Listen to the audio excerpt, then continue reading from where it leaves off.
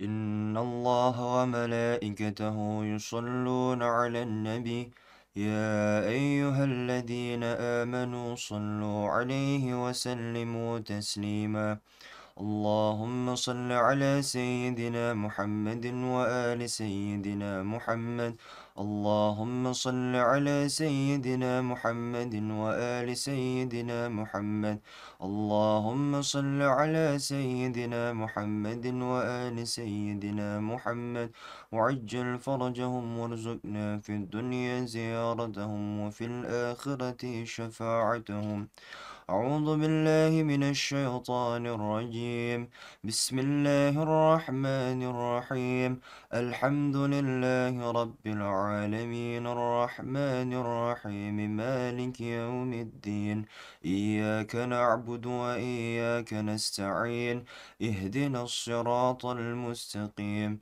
صراط الذين أنعمت عليهم غير المغضوب عليهم ولا الضالين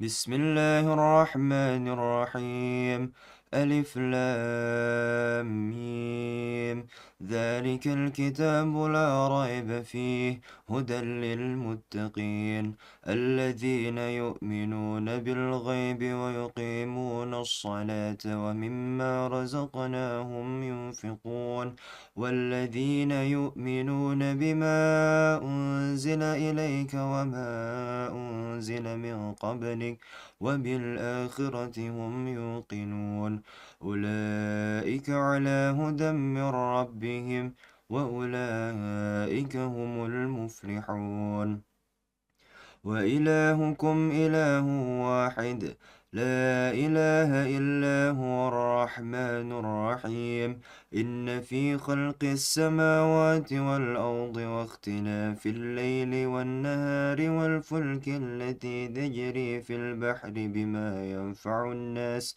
وما أنزل الله من السماء من ماء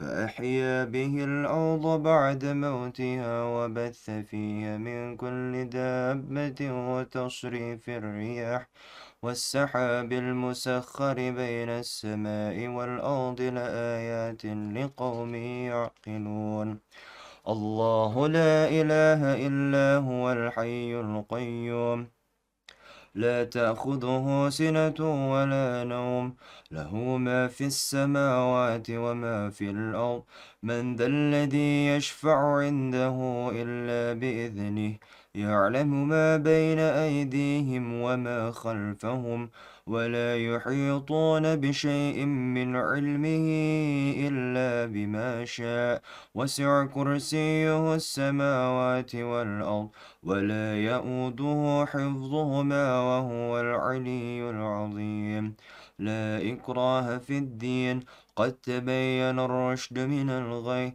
فمن يكفر بالطاغوت ويؤمن بالله فقد استمسك بالعروة الوثقى لا انفصام لها والله سميع عليم الله ولي الذين آمنوا يخرجهم من الظلمات إلى النور والذين كفروا أولياؤهم الطاغوت يخرجونهم من النور إلى الظلمات أولئك أصحاب النار هم فيها خالدون لله ما في السماوات وما في الأرض وإن تبدوا ما في أنفسكم أو تخفوه يحاسبكم به الله فيغفر لمن يشاء ويعذب من يشاء والله على كل شيء قدير آمن الرسول بما أنزل إليه من ربه والمؤمنون كل آمن بالله وملائكته وكتبه ورسله لا نفرق بين أحد من رسله وقالوا سمعنا وأطعنا غفرانك ربنا وإليك المصير لا يكلف الله نفسا إلا وسعها، لها ما كسبت وعليها ما اكتسبت. ربنا لا تؤاخذنا إن نسينا أو أخطأنا، ربنا ولا تحمل علينا إصرا كما حملته على الذين من قبلنا، ربنا ولا تحملنا ما لا طاقة لنا به، واعف عنا واغفر لنا وارحمنا، أنت مولانا فانصرنا على القوم الكافرين. شهد الله أنه لا إله إلا هو، الملائكة وأولو العلم قائما بالقسط، لا إله إلا هو العزيز الحكيم. قل اللهم مالك الملك تؤتي الملك من تشاء وتنزع الملك ممن تشاء وتعز من تشاء وتذل من تشاء بيدك الخير، إنك على كل شيء قدير. تولج الليل في النهار وتولج النهار في الليل، وتخرج الحي من الميت وتخرج الميت من الحي، وترزق من تشاء بغير حساب. إن في خلق السماوات والأرض واختلاف الليل والنهار لآيات لأولي الألباب، الذين يذكرون الله قياما وقعودا وعلى جنوبهم، ويتفكرون في خلق السماوات والأرض ربنا ما خلقت هذا باطلا سبحانك فقنا عذاب النار. ربنا إنك من تدخل النار فقد أخزيته، وما للظالمين من أنصار. ربنا إننا سمعنا مناديا ينادي للإيمان أن آمنوا بربكم فآمنا، ربنا فاغفر لنا ذنوبنا وكفر عنا سيئاتنا وتوفنا مع الأبرار. ربنا وآتنا ما وعدتنا على رسلك ولا تخزنا يوم القيامة، إنك لا تخلف الميعاد. فاستجاب لهم ربهم أني لا أضيع عمل عامل منكم من ذكر أو أنثى بعضكم من بعض، فالذين هاجروا وأخرجوا من ديارهم وأوذوا في سبيلي وقاتلوا وقتلوا لأكفرن عنهم سيئاتهم ولأدخلنهم جنات تجري من تحتها الأنهار ثوابا من عند الله، والله عنده حسن الثواب. لا يغرنك تقلب الذين كفروا في البلاد، متاع قليل ثم مأواهم جهنم وبئس المهاد. لكن الذين اتقوا ربهم لهم جنات تجري من تحتها الأنهار خالدين فيها نزلا من عند الله، وما عند الله خير للأبرار.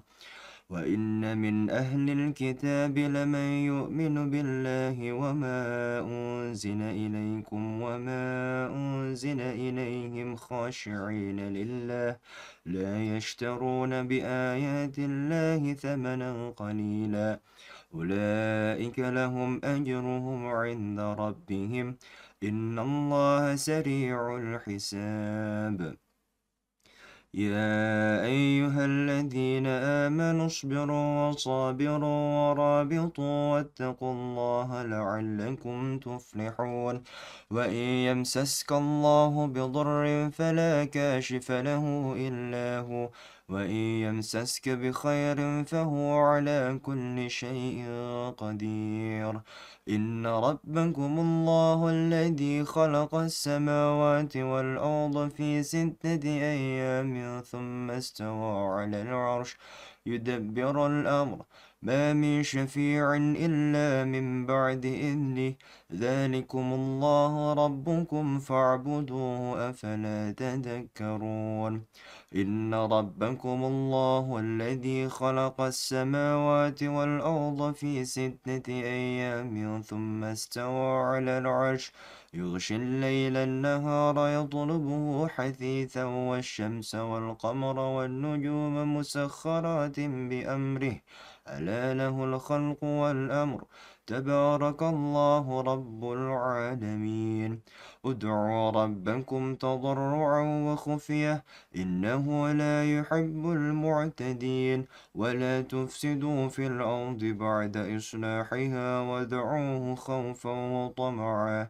إن رحمة الله قريب من المحسنين قل لن يصيبنا إلا ما كتب الله لنا هو مولانا وعلى الله فليتوكل المؤمنون وإن يمسسك الله بضر فلا كاشف له إلا هو وإن يردك بخير فلا راد لفضله يصيب به من يشاء من عباده وهو الغفور الرحيم وما من دابة في الأرض إلا على الله رزقها ويعلم مستقرها ومستودعها كل في كتاب مبين يوسف أعرض عن هذا واستغفري لذنبك إنك كنت من الخاطئين وقال نسوة في المدينة امرأة العزيز تراود فتاها عن نفسه قد شغفها حبا إنا لنراها في ضلال مبين قل ادعوا الله أو ادعوا الرحمن أيما تدعوه فله الأسماء الحسنى ولا تجهر بصلاتك ولا تخافت بها وابتغي بين ذلك سبيلا وقل الحمد لله الذي لم يتخذ ولدا ولم يكن له شريك في الملك ولم يكن له ولي من الذل وكبره تكبيرا قل من يكلؤكم بالليل والنهار من الرحمن بل هم عن ذكر ربهم معرضون وكأي من دابة لا تحمل رزقها الله يرزقها وإياكم هو السميع العليم ما يفتح الله للناس من رحمة فلا ممسك لها وما يمسك فلا مرسل له من بعده وهو العزيز الحكيم والصافات صفا فالزاجرات زجرا فالتاليات ذكرا إن إلهكم لواحد رب السماوات والأرض وما بينهما ورب المشارق إنا زينا السماء الدنيا بزينة الكواكب وحفظا من كل شيطان مارد لو يسمعون إلى الملأ الأعلى ويقذفون من كل جانب دحورا ولهم عذاب واصب إلا من خطف الخطفة فأتبعه شهاب ثاقب فاستفتهم أهم أشد خلقا أم من خلقنا إنا خلقناهم من طين لازب بل عجبت ويسخرون وإذا ذكروا لا يذكرون وإذا رأوا آية يستسخرون ولئن سألتهم من خلق السماوات والأرض ليقولن الله قل أفرأيتم ما تدعون من دون الله إن أرادني الله بضر هل هن كاشفات ضره أو أرادني برحمة هل هن ممسكات رحمته قل حسبي الله عليه يتوكل المتوكلون هو الذي يحيي ويميت فإذا قضى أمرا فإنما يقول له كن فيكون ثم استوى إلى السماء وهي دخان فقال لها وللأرض ائتيا طوعا وكرها قالتا أتينا طائعين.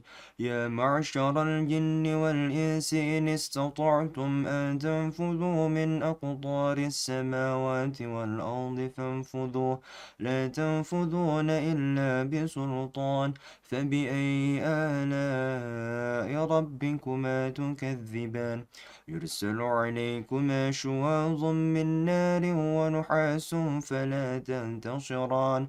فبأي آلاء ربكما تكذبان لو أنزلنا هذا القرآن على جبل لرأيته خاشعا متصدعا من خشية الله. وتلك الأمثال نضربها للناس لعلهم يتفكرون. هو الله الذي لا إله إلا هو عالم الغيب والشهادة هو الرحمن الرحيم. هو الله الذي لا إله إلا هو الملك القدوس السلام المؤمن المهيمن العزيز الجبار المتكبر سبحان الله عما يشركون. هو الله الخالق البارئ المصور له الأسماء الحسنى يسبح له ما في السماوات والأرض وهو العزيز الحكيم. ويرزقه من حيث لا يحتسب وما يتوكل على الله فهو حسبه إن الله بالغ أمره قد جعل الله لكل شيء قدرا. قل أوحي إلي أنه استمع نفر من الجن فقالوا إنا سمعنا قرآنا عجبا يهدي إلى الرشد فآمنا به ولن نشرك بربنا أحدا. وأنه تعالى جد ربنا ما اتخذ صاحبة ولا ولدا. وأنه كان يقول سفيهنا على الله شططا. وأنا ظننا أن لن تقول الإنس والجن على الله كذبا. سبحان ربك رب العزة عما يصفون وسلام على المرسلين والحمد لله رب العالمين.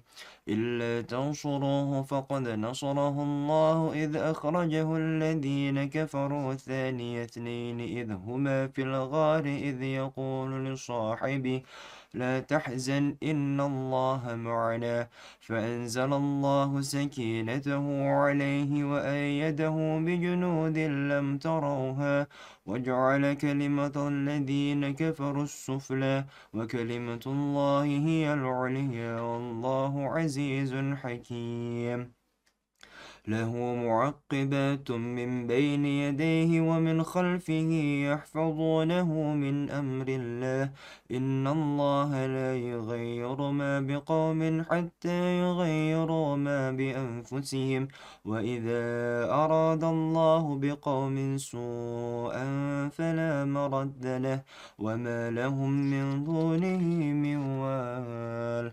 إن الله عنده علم الساعة وينزل الغيث ويعلم ما في الأرحام وما تدري نفس ماذا تكسب غدا وما تدري نفس بأي أرض تموت إن الله عليم خبير. والله خلق كل دابة من ماء فمنهم من يمشي على بطنه ومنهم من يمشي على رجلين ومنهم من يمشي على أربع يخلق الله ما يشاء إن الله على كل شيء قدير.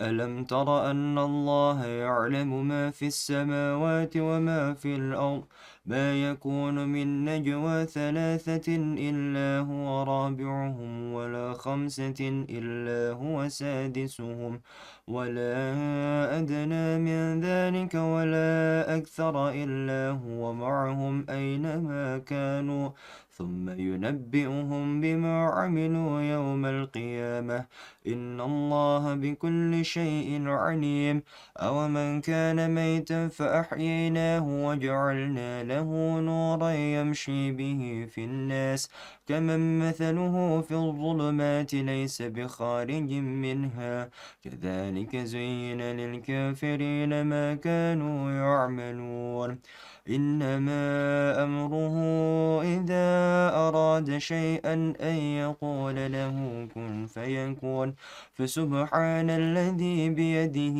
ملكوت كل شيء وإليه ترجعون وأن ألق عصاك فلما رآها تهتز كأنها جان ولا مدبرا ولم يعقب يا موسى أقبل ولا تخف إنك من الآمنين لا تخاف دركا ولا تخشى قلنا لا تخف إنك أنت الأعلى قال لا تخافا إنني معكما أسمع وأرى ألا إن أولياء الله لا خوف عليهم ولا هم يحزنون وإذا قرأت القرآن جعلنا بينك وبين الذين لا يؤمنون بالآخرة حجابا مستورا فسيكفيكهم الله وهو السميع العليم وسلام على المرسلين والحمد لله رب العالمين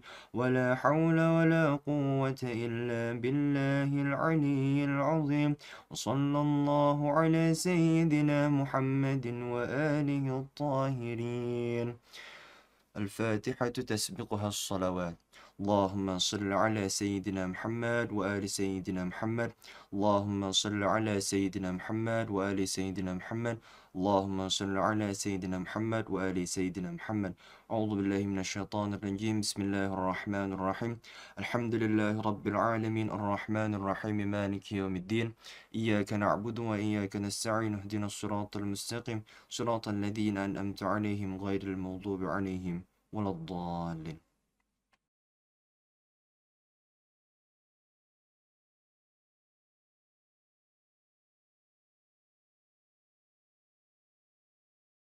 Bismillahirrahmanirrahim. Alhamdulillahi rabbil alamin. Wassalatu wassalamu ala asyrafil anbiya'i wal mursalin.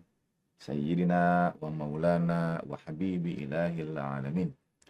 Alladhi sumiya fis sama'i bi Ahmad wa fil ardi bi Abil Qasimil Mustafa Muhammad.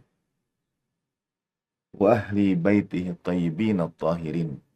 La siyama baqiyatillahi fil ardin. Arwahuna wa arwahul alamina liturabi maqdamihil fida wa sayyidatina Fatimata Zahra wa maulatina Khadijatal Kubra wa jami'i ahli baitin nubuwah wa ma'dinir risalah wa anbiya'illahi wa rusulihi wa malaikatih was siddiqina was syuhada'i was salihin wa hasuna ulaika rafiq. Assalamualaikum ayyuhan nabiyyu wa rahmatullahi wa barakatuh. Assalamu alayna wa ala ibadillahi salihin. Assalamualaikum warahmatullahi wabarakatuh. Asyhadu an la ilaha illallah wahdahu la syarikalah. Wa asyhadu anna sayyidana wa maulana Muhammadan abduhu wa rasuluh la nabiyya ba'dah. Allahumma salli wa sallim wa barik ala sayyidina Muhammad wa ali sayyidina Muhammad wa ajil farajahum syarif warzuqna fid dunya ziyaratahum wa fil akhirati syafa'atahum. Saudara sekalian rahimakumullah, alhamdulillah rabbil alamin, syukur kehadirat Allah Subhanahu wa taala. Majelis malam Reboan warisan Allah yarham Ma Guru Kiai Haji Jalaluddin Rahmat Qaddasallahu nafsahu zakiyah, yang beliau rintis sejak bertahun-tahun lalu, dan ketika di masa pandemi dilanjutkan dengan online. Lalu setelah itu dicoba pola hibrid, digabungkan antara kajian offline dan tetap dapat menayangkan online-nya untuk saudara-saudara sekalian yang alhamdulillah di kanal kita ini selama pandemi sampai sekarang terus tumbuh, bergerak, bertambah, dan disaksikan oleh saudara dari berbagai tempat di seluruh dunia. Terima kasih atas seluruh perhatian dan atensi saudara. Saya berharap semoga berkenan baginda Nabi Shallallahu Alaihi Wasallam. Selawat tiada henti kita mohonkan untuk senantiasa dilimpahkan pada baginda Nabi Shallallahu Alaihi Wasallam, menjadi semua yang kita lakukan ini menjadi wasilah untuk beroleh keberkahan insya Allah yang tiada henti dari Sang Rahmatan lil Alamin. Sallallahu alaihi wasallam. Malam hari ini, setelah beberapa episode kita membincangkan tentang Al-Quds di dalam Al-Quran. Bagaimana kedudukan Masjidil Aqsa dan tanah Palestina, dan setiap ada perbincangan tentang Al-Quds dalam Al-Quran yang dimaksud adalah Masjidil Aqsa, tapi pada saat yang sama Al-Quds itu meliputi satu kawasan yang waktu itu kurang lebih terbagi ke dalam 4 bagian. Jazirah Arabia itu terbagi ke dalam 4 bagian. Bagian selatan adalah Yaman, hingga sekarang namanya Yaman. Bagian sebelah kiri yang meliputi Mekah, Madinah, Taif, itu disebut dengan Hijaz. Bagian kiri ini maksudnya sebelah barat. Dan bagian sebelah timur, tempat kota besar seperti Riyadh sekarang, itu disebut dengan Najd. Jadi di selatan ada Yaman, di barat ada Hijaz, di timur ada Najd, dan di utara itu ada Syam. Nah, Syam ini meliputi Lebanon, Yordania, Suriah, dan Palestina sekarang ini. Perdagangan baginda Nabi Shallallahu Alaihi Wasallam melewati rute minasyita ila saif itu adalah dari Hijaz. Kalau di musim dingin atau di musim panas tergantung perubahan cuaca, maka kadang bergerak ke utara, ke negeri Syam, Lebanon, Palestina, Yordan, Suriah sekarang. Kadang juga ke selatan, ke negeri Yaman. Dan itu tanah yang Al-Quran sebutkan Barakna, tanah yang kami berkati. Dalam tafsir, keberkahan Palestina itu karena Palestina adalah tanah para nabi. Nabi agung Allah Subhanahu wa taala, Allah Ta'ala hadirkan di bumi Palestina sekarang ini. Di Al-Quds itu. Nabiullah Ibrahim alaihissalam, Nabiullah Yaqub, Nabiullah Yusuf, Nabiullah Musa, Nabiullah Zakaria, Nabiullah Yahya. Itu semua berada dalam kisaran Al-Quds. Nabiullah Isa. Jadi itu tanah yang penuh berkah karena keberkahan para nabi kekasih Allah Subhanahu wa taala, dan pada saat yang sama tanah yang penuh berkah karena tumbuh-tumbuhan, karena pepohonan, karena buah-buah. Karena buah-buah zaitun, buah kurma, sekarang ini buah-buah semangka, dan lain sebagainya. Itu tumbuh subur di negeri utara itu. Nah, setelah itu kita membincangkan Al-Quds dan bagaimana Al-Quds dalam Al-Quran, tanah Palestina dalam Al-Quran. Lalu kita masuk pada bagian membincangkan tentang apa yang harus kita lakukan. Kalau kita berdoa ke hadirat Allah Subhanahu wa taala, bolehkah kita mendoakan musuh kita? Dalam kajian tentang mendoakan musyrikin yang bisa saudara lihat pada tayangan sebelum ini, kita bincangkan tentang bagaimana Nabiullah Ibrahim alaihissalam berikan nasihat kepada abnya. Dan Al-Quran tidak menggunakan kata walid sebagai ayah, melainkan ab, yang dalam pengertian bahasa Arab bisa juga dirujuk kepada seorang guru atau paman atau orang yang membimbing kita. Orang Arab punya istilah untuk guru itu sebagai ya abar ruh, wahai ayah ruh kami. Dan baginda Nabi Shallallahu Alaihi Wasallam juga dalam satu riwayat disebut sebagai ayah para arwah. Ketika baginda Nabi Shallallahu Alaihi Wasallam menjelaskan, Adam itu abul asbah wa ana abul arwah. Nabiullah Adam alaihissalam adalah ayah bagi jasad kita, bagi tubuh kita, dan baginda Nabi Shallallahu Alaihi Wasallam adalah ayah bagi arwah, bagi ruh kita. Dalam doa Nabiullah Ibrahim alaihissalam pada abnya itu, ketika sudah jelas dengan syarat dan ketentuan yang sebetulnya berlaku, kita bincangkan dalam topik mendoakan musyrikin. Allah Ta'ala sampaikan dalam Al-Quran ketika sudah jelas bagi Nabiullah Ibrahim alaihissalam bahwa abnya itu adalah musuh Allah Subhanahu wa Ta'ala, tabarra'a minhu. Maka Nabi Ibrahim alaihissalam berlepas diri daripadanya.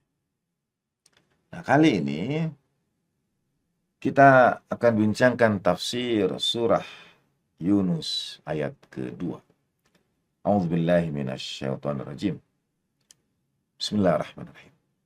Akana linnasi ajaban an auhayna ila rajulin minhum an anzirin nas wa basyiril ladzina amanu anna lahum qadama sidqin 'inda rabbihim. Qala al-kafiruna inna hadza lasahirun mubin. Surat Yunus surat ke-10 ayat ke-2. Apakah adalah satu keanehan, keajaiban bagi manusia? Apakah manusia itu takjub, terheran-heran?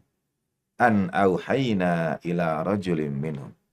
Ketika kami memberikan wahyu kepada seorang lelaki di antara mereka. Apakah manusia itu takjub kalau kami berikan wahyu kepada seorang di antara mereka? An anadirin nas, agar mereka memberikan peringatan kepada manusia.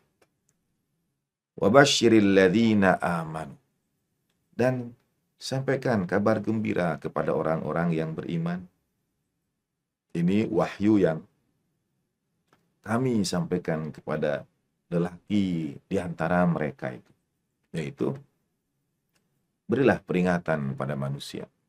Dan yang kedua, berilah kabar gembira kepada orang-orang yang beriman. Anna lahum, bahwa bagi mereka, qadama sidqin inda rabbihim. Bagi mereka derajat kedudukan yang mulia di sisi Tuhan mereka. Qala al-kafiruna inna hadza lasahirun mubin. Dan orang-orang kafir kemudian berkata, tidaklah ini melainkan seorang penyihir yang sangat terang. Ini ayat ini bagian awal dari surat Yunus, ayat pertamanya, A'udzubillahi minasyaitonirrajim. Alif lam ra, alif lam ra. Tilka ayatul kitabil hakim. Inilah ayat-ayat Al-Qur'an yang mengandung hikmah. Kalau nanti saudara melihat dalam terjemahan, baik dzalika maupun tilka, kedua-duanya adalah isim isyarah, kata tunjuk untuk sesuatu yang jauh. Mestinya terjemahannya menjadi itulah. Tetapi dalam Al-Quran diterjemahkan menjadi inilah. Isim isyarahnya menjadi dekat, lil qarib. Jadi alif lam ra, inilah ayat-ayat Al-Quran yang penuh hikmah. Lalu apakah manusia itu heran, takjub bahwa kami memberikan wahyu pada seorang laki-laki di antara mereka. Nah, wahyunya ini an anadhirin nas, beri peringatan pada manusia. Wa basyiril ladzina amanu, dan berikan kabar gembira kepada orang-orang yang beriman. Mendengar itu orang-orang kafir berkata, ini laki-laki ini adalah tukang sihir yang nyata. Saudara sekalian rahimakumullah. Pertama, Al-Quran menyebutkan apa manusia itu akan takjub, terheran-heran kalau kami turunkan wahyu kepada seorang di antara mereka. Yang wahyu itu kemudian memerintahkan beri peringatan. Tentang apa? Karena kalau hanya sekedar beri peringatan, lalu mengapa disebut sebagai tukang sihir? La sahirun mubin, tukang sihir yang sangat nyata. Orang memberi peringatan disebut tukang sihir. Lalu sampaikan pada orang-orang yang beriman bahwa bagi mereka ada derajat yang mulia, kedudukan yang tinggi di sisi Allah Subhanahu wa taala, tetap juga disebut sebagai tukang sihir. Nah, di sini menariknya. Dari mana istilah tukang sihir itu muncul? La sahirun mubin. Allah yarham, ayah anda tercinta, pernah mengatakan, sekiranya baginda Nabi Shallallahu Alaihi Wasallam itu turun, diutus dan menyampaikan, beri peringatan kepada umat itu dengan mengajak, misalnya, mari saudara sekalian, kita beriman pada Tuhan yang tak terlihat, yang gaib, mungkin tidak akan ada penentangan pada baginda Nabi SAW. Sekedar mengatakan kami beriman, ya sudah, kita terima, misalnya ya. Kalau baginda Nabi SAW juga, dan mungkin kalau dianggap bagaimana dia menyeru pada Tuhan, kata orang-orang kafir itu, bagaimana dia menyeru kepada Tuhan yang tidak terlihat, dia mungkin, dan itu juga disebutkan dalam Al-Quran, majnun, ini orang gila, begitu. Tapi ini la sahirun. Baginda Nabi SAW juga disebut majnun oleh orang-orang kafir waktu itu. Di dalam ayat ini, ketika membawa peringatan itu disebutnya la sahirun mubin, tukang sihir yang nyata. Masih kata Allah yarham, ayah anda tercinta. Dan kalau baginda Nabi SAW datang itu untuk mengajarkan, ya sudah, kita bersihkan saja diri kita. Kita menjaga saja kalbu kita. Baginda Nabi juga SAW tidak akan diperangi. Tidak akan disebut juga la sahirun mubin. Dan kalau baginda Nabi SAW juga menyampaikan, ya orang kaya, bersedekahlah, beri kelebihan hartamu, nanti hartamu akan berlipat ganda. Juga tidak akan diperangi. Tidak akan disebut la sahirun mubin. Meskipun semua yang tiga tadi adalah benar ajaran Al-Quran. Wirid, zikir sebanyak-banyaknya. Menjaga hati, bersedekah. Tapi pada saat yang sama, tidak akan ada penentangan dari orang-orang kafir waktu itu. Nah, ketika baginda Nabi SAW sesuai wahyu dalam surat Yunus ini, anzirin nas, beri peringatan. Menurut ahli tafsir, beri peringatan ini adalah mengingatkan akan konsekuensi. Ini yang orang tidak suka. Ahli tafsir menyebutkannya sebetulnya mengingatkan pahala dan dosa. Jadi, thawab dan iqab, pahala dan siksa. Nah, tentu jumlah amalan yang bisa mendatangkan pahala begitu banyaknya, tak terkira. Jumlah amalan juga yang bisa mendatangkan siksa, tak terkira. Apakah semuanya dirinci oleh baginda Nabi Shallallahu Alaihi Wasallam? Atau sesungguhnya ada bagian-bagian tertentu yang spesifik dalam tanda petik di awal-awal kenabian itu yang disampaikan. Jadi an-anadhirin nasa, beri peringatan, itu memberikan peringatan tentang konsekuensi. Konsekuensi dari apa? Baginda Nabi Shallallahu Alaihi Wasallam sebetulnya hadir dengan mengguncangkan tatanan sosial yang sudah mapan waktu itu. Ini yang mendatangkan perlawanan. Ini yang menghadirkan penentangan. Jadi, bagaimana struktur sosial yang sudah mapan waktu itu? Ada aristokrat, ada oligark yang menikmati harta yang berlimpah, kemewahan kehidupan, kesenangan dan keleluasaan di atas pundak orang-orang kecil, di atas tumpukan jenazah, tumpukan hamba sahaya, budak belian yang membangun kemewahan harta mereka, kemewahan, kemegahan istana mereka.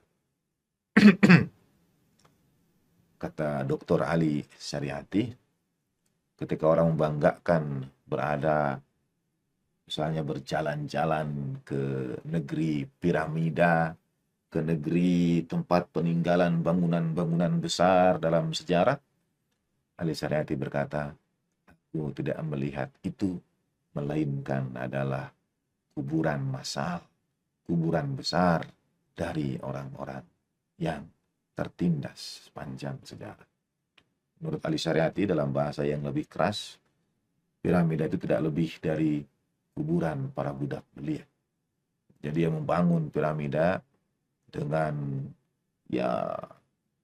paksaan, dengan siksaan, dengan untuk memuaskan para tiran, itu yang kecapean atau yang disiksa, kemudian menurut Ali Syariati dikuburkan bersama dalam piramida itu, ya ditumpuk bersama batu-batu.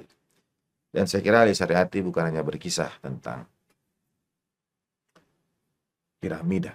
Hampir setiap karya besar yang dikenal adalah penggagasnya. Dan banyak orang-orang kecil yang sebetulnya sangat berjasa untuk itu.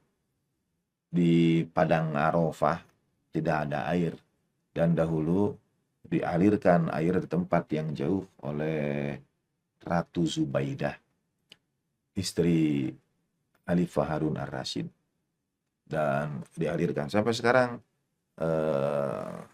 Peninggalannya masih ada, bebatuan yang pernah menjadi tempat mungkin gorong-gorong besar untuk menyalurkan air ke Padang Arafah itu. Masih ada orang menyebutnya sebagai pipa, walaupun mungkin belum berbentuk pipa seperti yang kita kenal sekarang. Ya, pipa air Ratu Zubaidah, yang disebut ya ratunya yang mengerjakan orang-orang kecil. Pembangunan negeri ini juga orang menyebut jalan tol Pak Presiden, jalan tol Pak Jokowi. Dan bersama Pak Jokowi itu ada tangan-tangan kecil. Ada pekerja-pekerja yang meletakkan batu demi batu, yang berpeluh keringat, tempat terik siang panas matahari dan lain sebagainya. Ada tanah-tanah yang dilepas oleh orang-orang kecil itu, ya pesawahan mereka yang dijual, daerah-daerah yang terimbas dan lain sebagainya untuk memberikan keluasaan bagi pembangunan. Selalu ada jasa orang-orang kecil di dalam. Ini yang digoncangkan oleh baginda Nabi Shallallahu Alaihi Wasallam. Jadi baginda Nabi Shallallahu Alaihi Wasallam dalam ayat yang oleh Ram sebutkan, beliau sering sampaikannya sebagai tugas kenabian. liyadha'anu misrahum wal aghlal allati kanat 'alaihim, melepaskan dari mereka beban belenggu dan rantai yang mengikat mereka. Ini yang mengguncangkan. Ini yang membuat orang itu ajaba, takjub, karena tiba-tiba dalam tanda petik ada yang berani menggoncang kemapanan. Ada yang berani menggetarkan dan menggentarkan status quo. Kan mereka ajaba, takjub, dan tidak akan mungkin melepaskan, tidak akan mungkin mengubah sistem, tidak akan mungkin menghancurkan apa yang sudah beratus tahun mungkin atau berpuluh tahun, apa yang sudah ayah-ayah kami, kakek moyang kami lakukan dan dirikan. Kau mengguncangkan ini, kau mengguncangkan sistem tradisi ini. Tidak mungkin. Itu hanya kerjaan lasahirun mubin, tukang sihir. Tidak mungkin.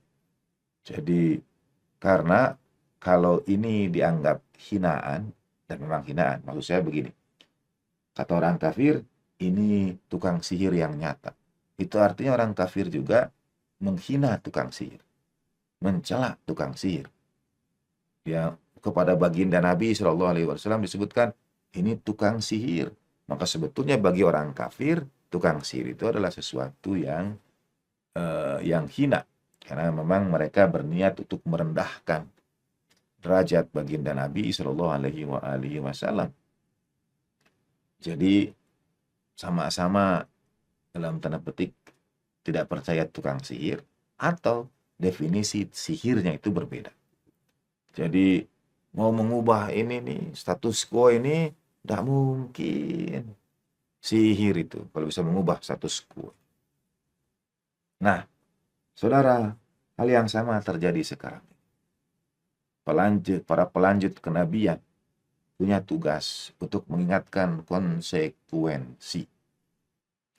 Apa yang terjadi sekarang adalah kemapanan status quo itu.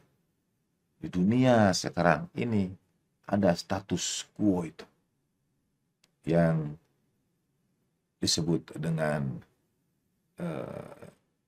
hegemoni dunia. Be it dalam bahasa Inggris boleh jadi melalui misalnya Perserikatan Bangsa-Bangsa, United Nations, UN, yang di sosial media beredar sekarang UN itu menjadi useless nations, kumpulan bangsa-bangsa yang tak berguna, karena tidak dapat berbuat sedikit pun untuk membantu, membela saudara-saudara kita di Palestina.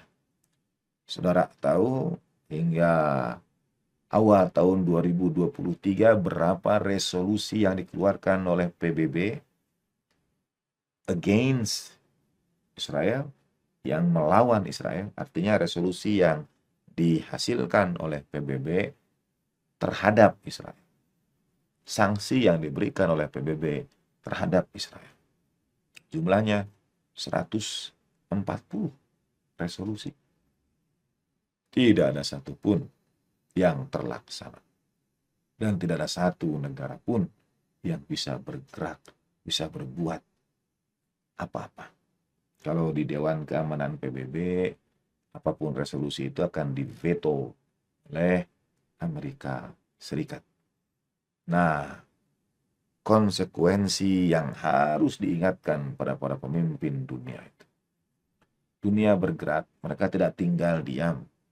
Dunia percaya, andzirin nas.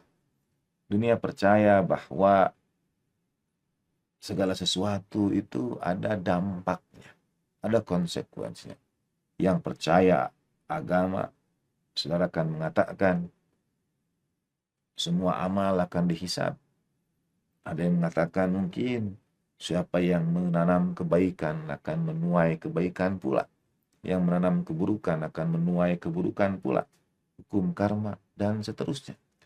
Saudara tidak percaya agama pun, saudara akan tahu bahwa setiap perbuatan itu ada konsekuensinya. Ada aksi dan ada reaksi.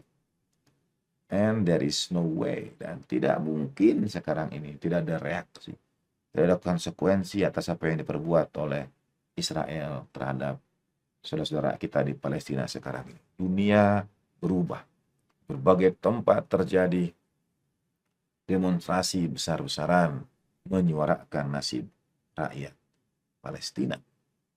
Jadi mereka tahu, dalam bahasa kita mungkin mereka gerah dan lain sebagainya, sudah di ujung, sudah mendidih ini, sudah di ujung kepala, sudah di ujung ubun-ubun, karena tidak ada yang berbuat sesuatu apapun. Maka andzirin nasa itu mengingatkan wajib selalu dilakukan, terutama pada status quo, pada kemapanan. Nah, lalu tugas kenabian itu setelah andzirin nasa adalah wabasyiril ladzina amanu, dan sampaikan pada orang-orang yang beriman, yaitu yang menerima peringatan. Anna lahum qadama sidqin inda rabbihim. Ini yang menarik. Tentu Allah Subhanahu wa taala menyampaikan kepada kita semua melalui baginda Nabi Shallallahu alaihi wasallam dalam Al-Qur'an bahwa bagi orang yang beriman itu ada pahala. Bagi orang yang beriman dijanjikan surga. Bagi orang yang beriman ada ampunan dan sebagainya.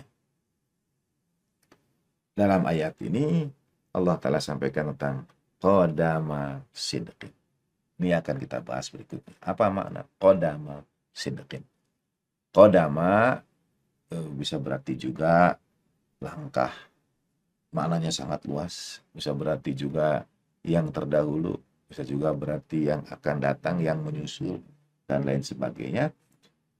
Sidqin bisa berarti ketulusan, kejujuran, kebenaran, kemurnian.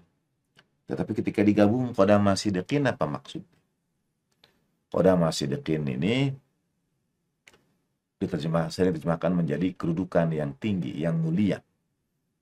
Kedudukan yang agung, derajat yang luhur di hadirat Allah Subhanahu wa taala. Tapi ini hubungannya dengan kemudian orang kafir berkata, ini tukang sihir. Lasahirun mubin. Nah, apa makna qadama sidqin? Dalam tafsir ada beberapa makna qadama sidqin ini. Yang pertama, yang terdahulu. Jadi yang tak terdahului. Misalnya ada kalimat yang sering disebutkan kepada para sahabat awal, bahwa barang siapa yang quddima fil harb quddima fil Islam. Jadi barang siapa yang dahulu juga di zaman sebelum Islam itu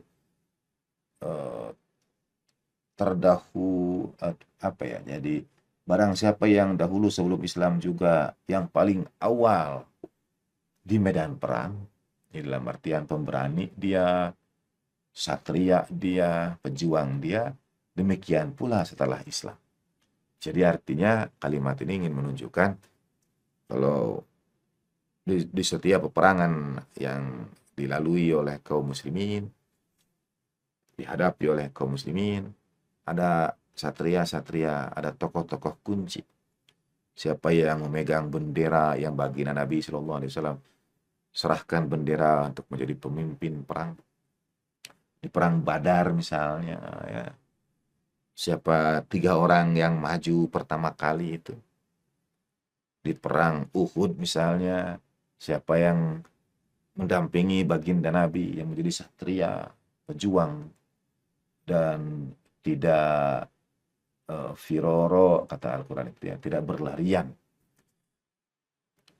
Atau di perang Khaybar, siapa yang menjawab panggilan Amr bin Abil Wud.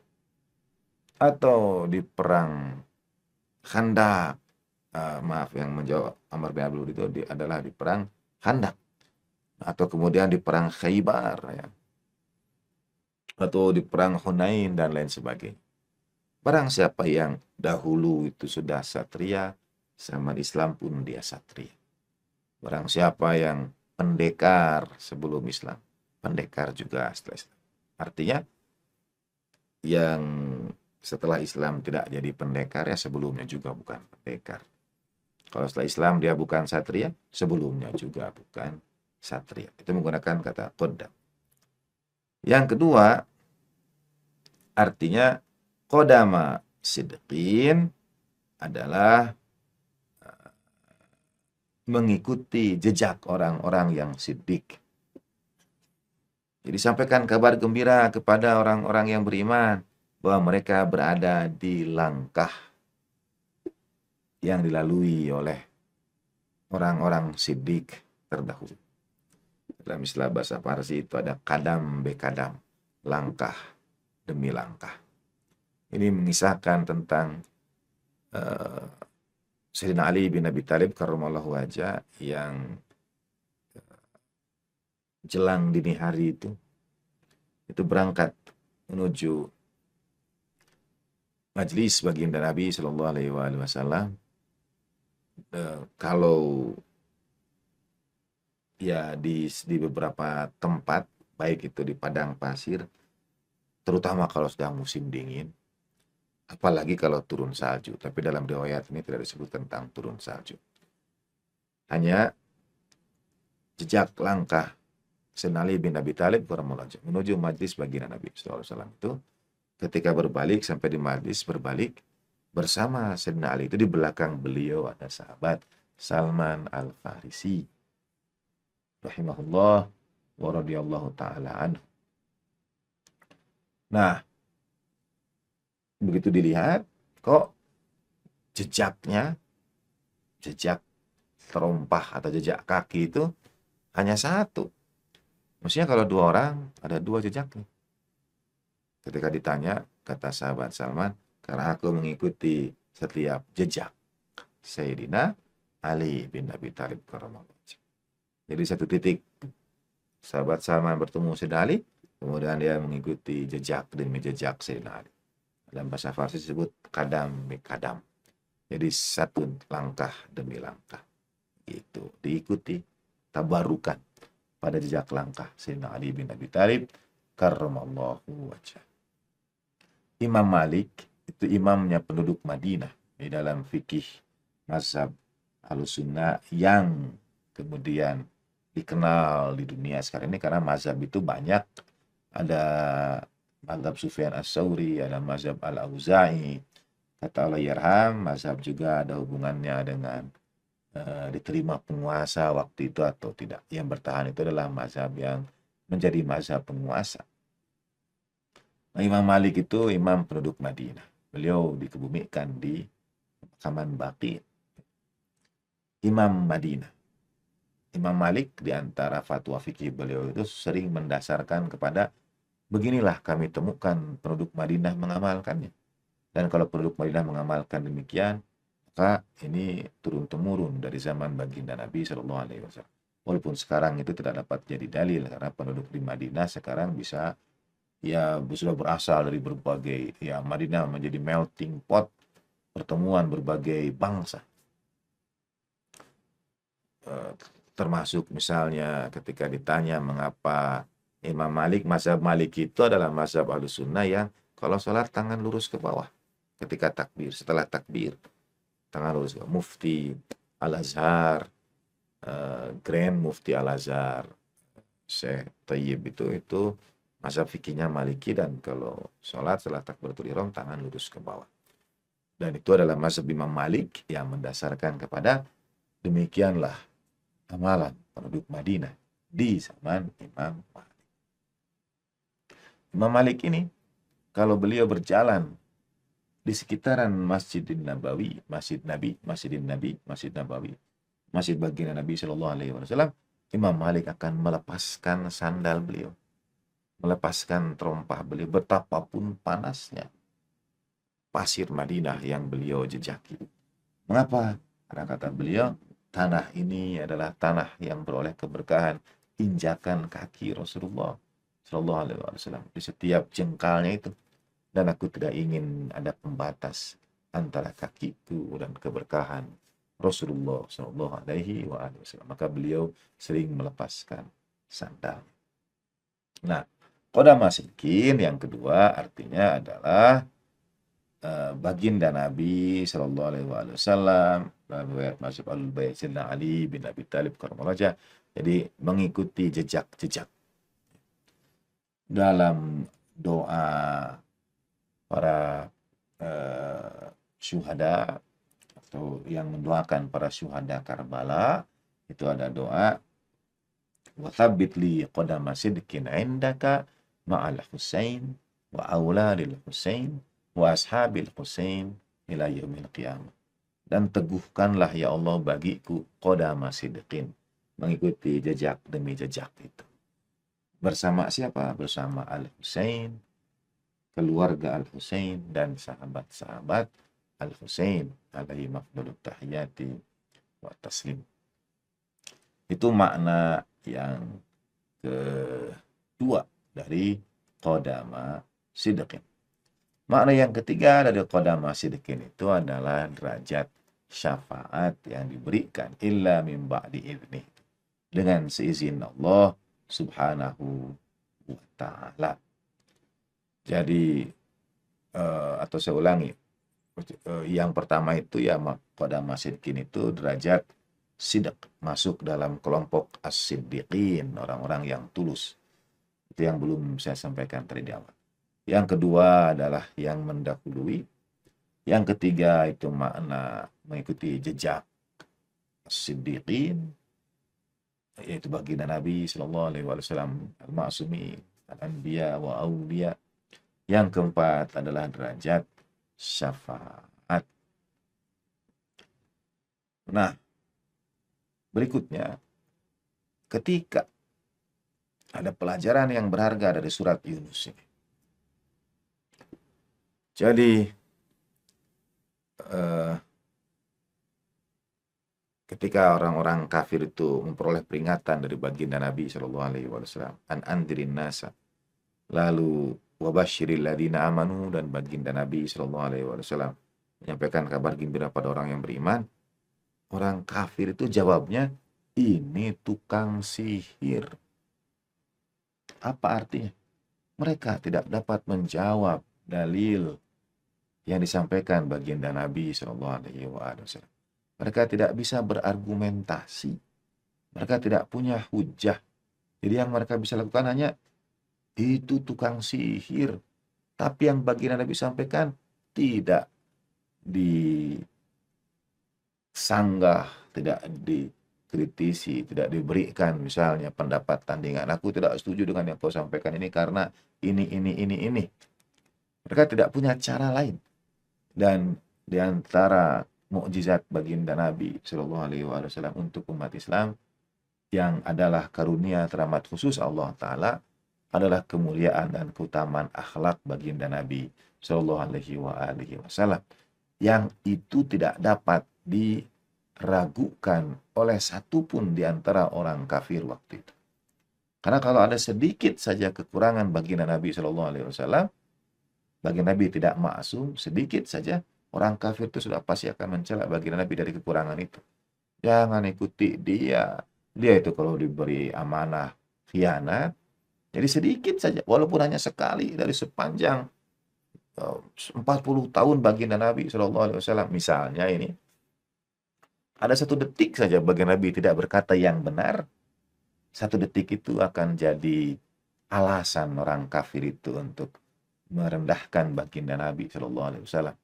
Dan itu menunjukkan perlindungan, keterlindungan baginda Nabi dari Allah, perlindungan dari Allah SWT.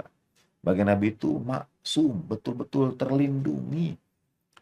Karena kalau tidak, orang kafir akan berkata, oh dia ini pernah berdusta, oh dia ini tidak, oh dia ini menyakiti, oh dia ini mengganggu, oh dia ini khianat. Sebutkan sifat buruk apapun, tidak ada pada baginda Nabi SAW. Karena kalau ada, sudah dijadikan dalil oleh orang kafir. Saudara tidak percaya, tunggu. Sudah waliyadzubillah, mudah-mudahan tidak terjadi. Jadi saya segera ralat tarik, tunggu saja. Jadi sekarang alih-alih tunggu saja, lihat saja. Pada periode 5 tahun lalu atau 10 tahun lalu, ketika orang itu berusaha di negeri antah berantah mencari setiap celah keburukan kandidat pasangan calon yang lainnya. Dicari-cari itu, apapun. Kalau tidak ada, dibuat. Gitu. Itu baru pasangan calon pemimpin. Pernah melakukan satu kesalahan sedikit saja, diperbesar. Apapun. Mungkin ada gestur yang kurang baik, ada ya berjalan tanpa memperhatikan orang, ada mau salaman tiba-tiba ditepis, ada yang mau salaman tidak diraih, itu semua bisa jadi berita, digembar-gemborkan dan lain sebagainya. Nah, ayat ini mengatakan orang kafir itu tidak punya celah, tidak punya cara. Yang mereka bisa lakukan hanya bagian Nabi itu majnun, bagian Nabi itu lasahirun mubin. Itu menunjukkan mereka tidak punya argumentasi untuk melawan baginda Nabi Shallallahu Alaihi Wasallam. Tidak punya kata-kata, tidak punya kalimat, tidak punya hujah. Nah, ini ya sekali lagi pada saat yang sama ketika orang kafir mengatakan la sahirun mubin, itu menunjukkan juga ismah, keterlindungan baginda Nabi SAW dari segala bentuk kesalahan. Orang kafir tidak bisa melihat akhlak baginda Nabi itu mukjizat. Sebetulnya mereka sangat mengetahui, karena itu mereka disebut kafir, karena mengingkari apa yang mereka yakini selama ini, yaitu kemuliaan akhlak baginda Nabi Shallallahu Alaihi Wasallam. Dan mengapa mereka menyebutkan la sahirun? Karena itu sesuatu yang di luar, dalam tanda petik, diupayakan untuk tidak dapat kan mereka mengatakan la sahirun mubin ini kepada orang banyak. Jangan ikuti baginda Nabi Shallallahu Alaihi Wasallam. Ini nih tukang sihir. Tukang sihir ini bisa buat ilusi. Dalam konteks yang sama, misalnya tentu bukan bandingan, ya, tapi pola-polanya kurang lebih mirip. Yaitu, oh dia mah memang pandai bicara. Hati-hati nanti kamu tersihir oleh pembicaraan. Lasahirun. Atau misalnya dia akan ahli komunikasi, pakar komunikasi. Jadi bisa membungkus yang batil seakan-akan kebenaran. Lasahirun. Itu karena dia tidak dapat menjawab dengan argumentasi yang kuat, tidak punya hujah. Kata Allahyarham, ada satu memang yang membedakan. Ya, kalau ada orang-orang cerdik cendekia yang mengaji kitab, tapi ada juga sumber kitab itu sumber yang tak teringat. Tapi ada juga sumber yang tak teringat juga. Allahyarham sebut dengan imajinasi. Jadi orang bisa mendalilkan dengan imajinasi. Nah, upaya orang kafir ini sebetulnya lasahirun itu. Ini ya mereka berharap bisa diterima oleh orang yang mendengarnya.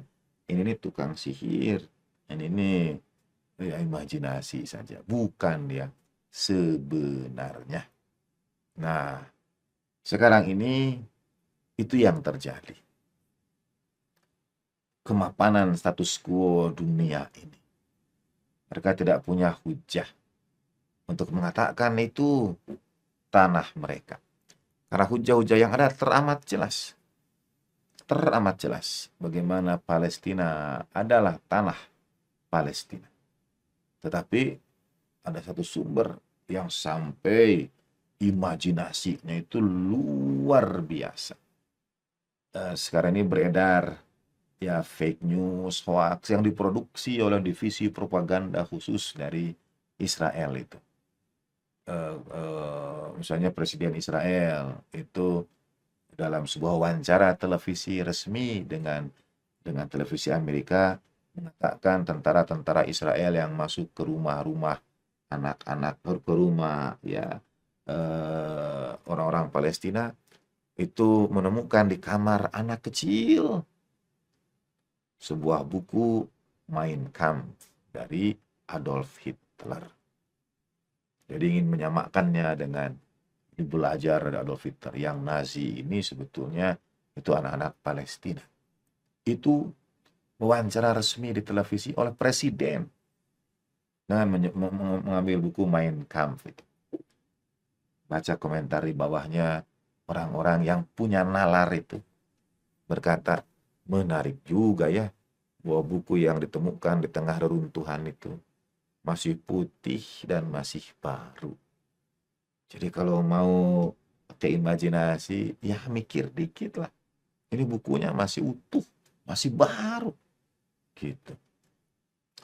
Atau yang ramai seminggu terakhir tentang Ashifa Hospital, rumah sakit Ashifa. Yang dan ini sekali lagi dirilis resmi oleh media propaganda Israel. Itu di bawahnya itu ada bunker-bunker. Bahkan sebelum dan ini orang tentara Israel itu berhasil masuk ke rumah sakit Ashifa itu dan mempertontonkan beberapa hal yang ada kamera apa misalnya CCTV, ada mesin MRI dan lain sebagainya, ditemukan di sampingnya ada senjata dan seterusnya. Itu sekarang habis dikuliti. Saya lagi ini rilis resmi. Ada laptopnya yang masih nyala, ini sedang dianalisis sekarang oleh tim kami. Itu semua sekarang ini dikuliti. Misalnya yang MRI itu, bagaimana mungkin senjata-senjata itu bergeletak di situ? Karena kalau dekat MRI itu ada magnetnya yang sangat besar dan pasti tertarik, katanya begitu. Lalu bahkan BBC yang biasanya itu pro pada Israel menguliti juga dan mengatakan ada perbedaan antara ketika kami masuk, kata BBC itu, dengan saat liputan Israel. Waktu liputan Israel samping MRI mesin itu hanya ada satu AK atau ya, AK-47 mungkin atau senjata senapan itu hanya satu. Tapi ketika dia masuk, wartawan BBC masuk sudah ada dua. Jadi ada yang nambah satu lagi. Atau laptop yang digunakan yang katanya adalah data dari pasukan Hamas diblur oleh Israel, tapi ada yang bisa blur itu. Gitu. Secara teknologi itu yang blur itu bisa di-unblur. Dan ternyata gambarnya ya gambar tentara Israel juga. Gitu, gambar seorang perempuan tentara Israel. Jadi semuanya dibongkar ya. Mitos-mitos itu dibongkar dan tidak ditemukan apa yang selama ini digembar-gemborkan. Jadi sebelum penyerangan pada Ashifa Hospital, rumah sakit Ashifa itu, tim propaganda Israel bahkan merilis struktur bangunan Ashifa itu. Ini di bawahnya ada ini command centernya. Bahkan mereka menyebut Ashifa itu sebagai command center. Dan saya sampaikannya juga dari berita-berita mereka sendiri juga. Dari BBC dari Amerika, misalnya televisi-televisinya mengabarkan bagaimana propaganda itu sebetulnya tidak beralasan. Dan sekiranya ada, kata analisis wartawan media barat sendiri, kalau memang itu sama seperti yang sebelumnya itu dipropagandakan, di bawahnya itu ada bunker, ada command center, ada training center dan sebagainya. Sekarang setelah Ashifa itu dikuasai, mestinya itu yang didokumentasikan. Itu yang dibuktikan, benar kan? Ini command centernya, benar kan? Ini dan sebagainya. Dan itu tidak pernah dilakukan. Jadi cara melawan orang yang menyampaikan peringatan itu lasahirun mubin. Ini tukang sihir karena mereka tidak punya hujah. Mereka tidak punya argumentasi. Yang mereka punya hanya imajinasi, dan imajinasi lagi. Nah, ketakjuban itu, nah ini Yang terakhir, ketakjuban itu, orang-orang kafir itu kan, auzubillahi minasyaitonirrajim, akana linnasi ajaba. Jadi takjub yang dimaksud, kita kadang-kadang takjub, terheran-heran karena kagum. Ya, takjub. Bahkan kita menyebut kata ajaib ini, itu kekaguman. Tapi bagi orang kafir ini ajaba yang dimaksud sebetulnya kayak bahasa kita sekarang mungkin nyinyir. Itu istilah yang ditemukan oleh orang Indonesia. Saya tidak tahu di bahasa Melayu aslinya ada atau tidak. Jadi merendahkan, menghinakan. Ajabanya itu. Dan dalam Al-Quran ada pengulangan-pengulangan terhadap ketakjuban mereka itu. Misalnya ketika baginda Nabi Shallallahu Alaihi Wasallam menyampaikan tentang keesaan Allah Subhanahu Wa Taala, mereka berkata, aja'alal alihata ilahan wahida, aja'alal alihata ilahan wahida. Apakah mereka itu akan menjadikan sesembahan kita, Tuhan-Tuhan kita yang banyak ini hanya jadi Tuhan yang satu saja? Gitu. Itu ketakjuban mereka bukan dalam pengertian kekaguman, bukan dalam pengertian pencarian ilmu, tapi ketakjuban dalam ketidakpercayaan, menegasikan. Ini mau menjadikan semua sembahan kita ini jadi Tuhan yang satu saja. Atau misalnya menegasikan kenabian. Auzubillahi minasyaitonirrajim. Ahadzalladzi ba'atsallahu rasulan. Apakah ini yang Tuhan utus menjadi seorang rasul? Kalau dalam 7 tahapan jebakan setan yang ditulis oleh Ibnu Qayyim al-Jauziyah, dan Allahyarham dengan sangat indah menjelaskan itu dalam Islam Aktual, seingat saya, itu setan itu akan datang pertama kali menggoncangkan dasar keimanan, dasar ketauhidan. Tuhan itu tidak ada. Gitu. Kalau tidak lolos di situ, untuk apa sholat? Tuhan tidak perlu diibadati, Tuhan tidak perlu disembah. Sholatmu tidak akan mendatangkan apa-apa untuk Tuhan, dan seterusnya. Nah, bagian dari godaan setan itu adalah mengingkari kenabian. Ya oke lah, Tuhan ada. Tapi kan kita bisa ikut jalan yang mana saja menuju Tuhan itu. Semuanya sama kok, baik. Menuju Tuhan juga kita harus ikut jalannya baginda Nabi Shallallahu Alaihi Wasallam. Misalnya. Nah, dengan pertanyaan yang meragukan dalam ayat Al-Quran ini, Adzalladzi ba'atsallahu rasula. Apakah ini yang diutus sebagai rasul itu? Gitu. Jadi meragukan. Ketakjubannya itu bukan ketakjuban karena kekaguman. Ini nabi, benar ini rasul. Gitu. Atau meragukan bagaimana mungkin yang tulang belulang, yang berserakan, yang sudah hancur akan dihidupkan kembali. Man yuhyil idhama wa hiya ramim. Siapa yang menghidupkan tulang belulang itu? Tidak mungkin. Ini kepercayaan pada hari akhir yang disasar oleh orang-orang kafir itu. Atau dalam imamah, dalam kepemimpinan. A'udzubillahi minasyaitonirrajim. Misalnya dalam ayat Al-Quran, surat meragukan. Kalau yang tadi ada yang meragukan ketauhidan, ada yang meragukan nubuwah, ada yang meragukan ma'ad. Nah, yang ini meragukan, sebentar, auzubillahi minasyaitonirrajim. Saya carikan dulu ayatnya.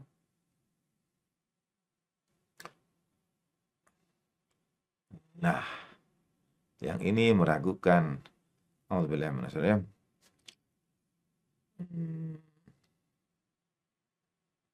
Ya. Dalam surat Al-Baqarah ayat 247. Meragukan siapa yang jadi pemimpin. Meragukan imam. Meragukan siapa yang, ya, ini misalnya dalam surat Al-Baqarah ayat 247. Wa qala lahum nabiyyuhum innallaha qad ba'atsa lakum Taluta malika. Dan berkata kepada mereka, nabi mereka itu. Nabinya berkata, sesungguhnya Allah Ta'ala telah mengangkat Talut menjadi malik, menjadi raja, menjadi pemimpin, menjadi imam. Orang-orang itu akan berkata, yang tadi kan mengingkari ketauhidan. Yang kedua mengingkari kenabian. Ketiga mengingkari ma'ad. Yang keempatnya mengingkari imam. Nabi berkata pada mereka, Allah telah mengutus bagi kalian Talut ini untuk menjadi raja. Mereka berkata, qalu anna yakunu lahul mulku alaina wa nahnu ahaqqu bil mulki minhu. Mereka berkata, bagaimana mungkin Talut itu memerintah kami? Bukankah kami lebih berhak daripadanya? Wa nahnu ahaqqu bil mulki minhu. Kami lebih berhak untuk kerajaan ini, untuk kekuasaan ini daripada dia. Walam yu'ta sa'atan minal mal. Dan dia itu, Talut itu, tidak punya harta sama sekali. Walam yu'ta sa'atan minal mal. Dia itu tidak punya harta yang banyak. Gitu. Jadi,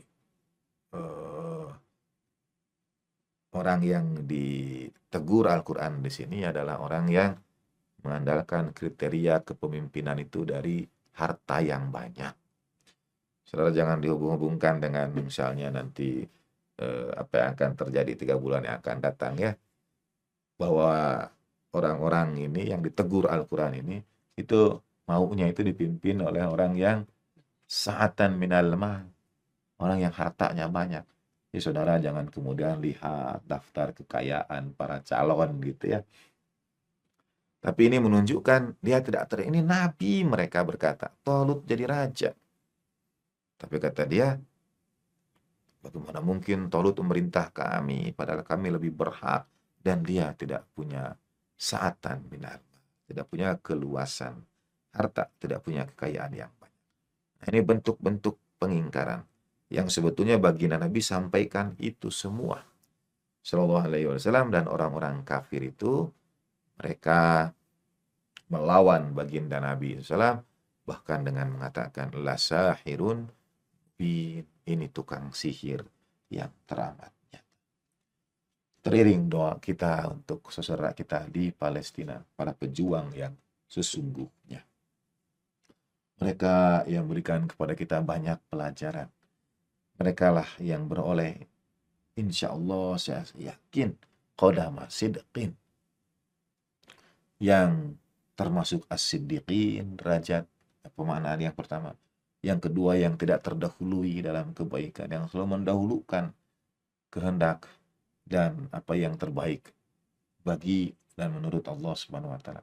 Yang ketiga, mereka yang digabungkan dengan jejak demi jejak para nabi, di antara para nabi yang berada di tanah yang penuh berkah itu.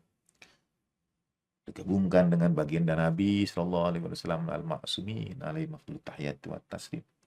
Dan yang keempat itu mereka lah yang beroleh syafaat. Insyaallah syafaatul uzma dari pemimpin para mustadafin. Karena baginda Nabi sallallahu alaihi wasallam diutus untuk menyampaikan kabar gembira itu. Wa basyir itu.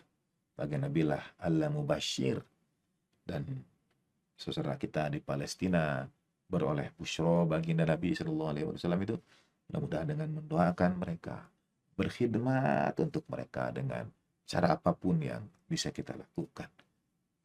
Mendoakan, menyumbangkan, meneriakkan pesan mereka, berjuang untuk mereka, terus menghidupkan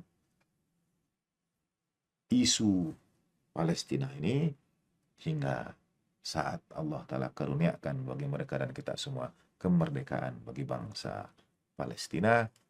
Teriring doa-doa kita selalu dan permohonan maaf kita untuk mereka. Al-hadi niyah wa kulli niyatin salihah ziyadatan fi syarafin Nabiil Mustafa Rasulullah sallallahu alaihi wasallam wa bi tayyibin tahirin sallallahu hadiyatan lahu ajil. Al-Fatihah. A'udzu billahi minasyaitonir rajim. Bismillahirrahmanirrahim. Alhamdulillahirabbil alamin, arrahmanir rahim, maliki yaumiddin, iyyaka na'budu wa iyyaka nasta'in. Ihdinas siratal mustaqim, siratal ladzina an'amta 'alaihim ghairil maghdubi 'alaihim waladdallin. Terima kasih sebesar-besarnya saudara sekalian, dan mohon untuk dimaafkan pada tayangan kali ini tanya jawabnya, question and answer-nya insyaallah kita alihkan pada tayangan yang akan datang. Terima kasih all kru semuanya. Wassallallahu ala sayyidina Muhammadin wa alihi thahirin walhamdulillahi rabbil alamin wa lakum minkum wa ma taufiqi illa billah alaihi tawakkaltu wa ilaihi unib. Wassalamualaikum warahmatullahi wabarakatuh.